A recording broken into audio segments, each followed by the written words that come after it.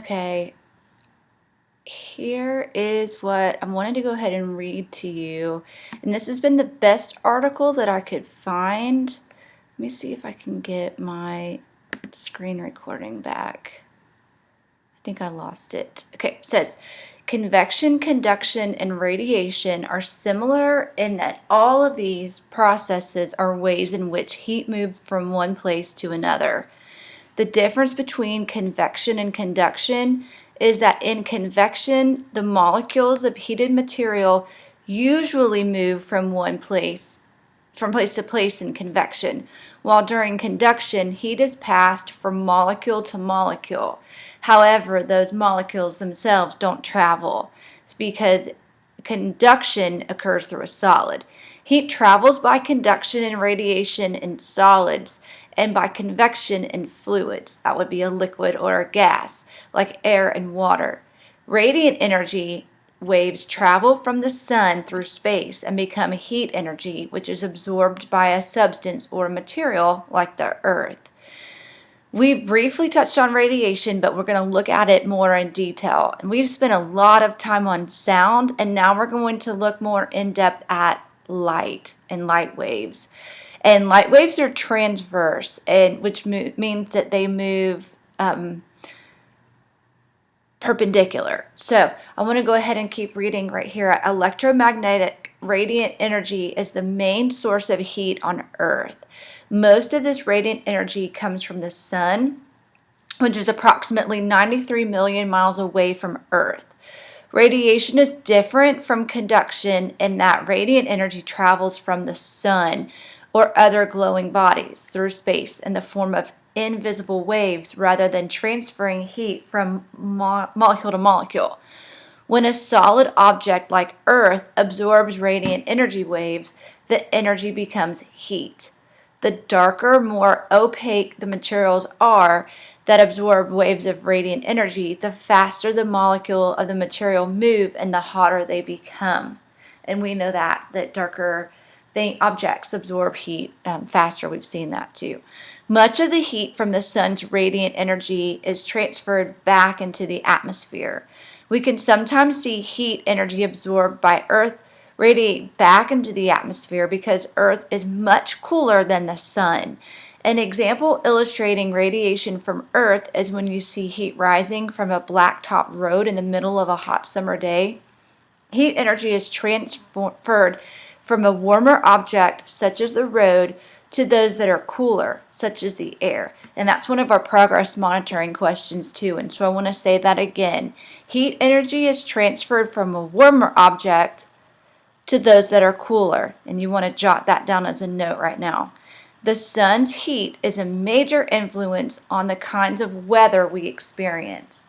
Without the sun's heat energy, water wouldn't evaporate, then rise until it meets cooler air and condense into the clouds. So definitely we know the sun is what heats up and influences the water cycle. Without clouds, we wouldn't have rain or other types of precipitation. Plants wouldn't survive in drought conditions. High and low pressure areas that meet in frontal systems determine the amount of precipitation Earth receives. Earth's topography, or its shape, with its mountains, plains, plateaus, ocean, and lakes and streams containing water, also melting snow and ice, allow the evaporation of water to take place. We're going to read below. So we know right here that the sun and radiation directly affect the water cycle and how water is in its different forms here on Earth. The greenhouse effect is caused by radiant energy from the sun passing through the Earth's atmosphere. In one of our videos from Brain Prop, you're going to look specifically at the atmosphere and see the different levels of the atmosphere, such as the stratosphere and mesosphere, where meteors burn up. That's also one of our progress monitoring questions.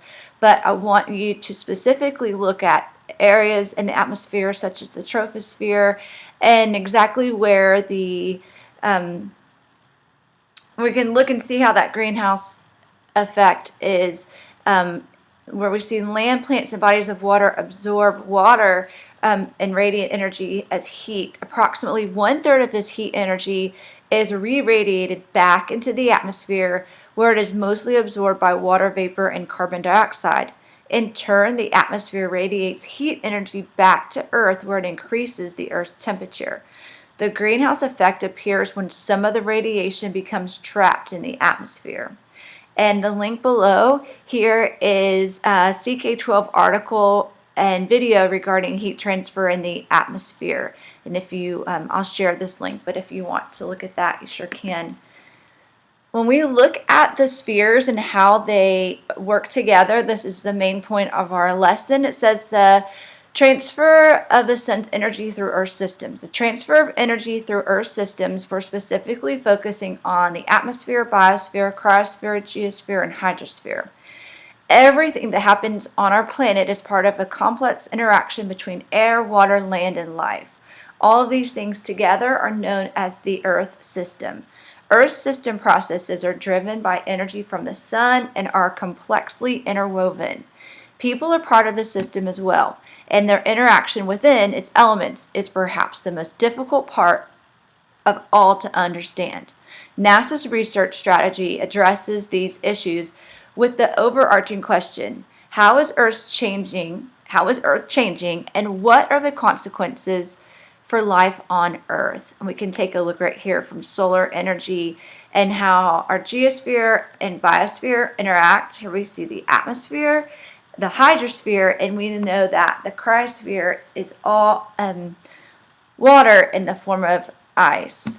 And this is called a hydraulic cycle, which is just looking at the different climates, but specifically how it affects the climate processes, the water cycles, and life on Earth.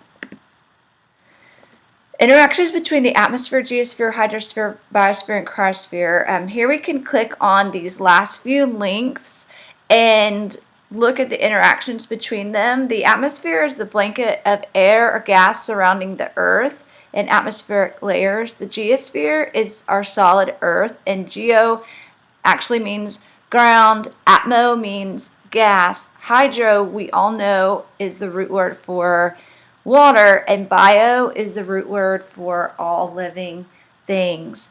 And we can go ahead and click on these other two links to read more about the transfer.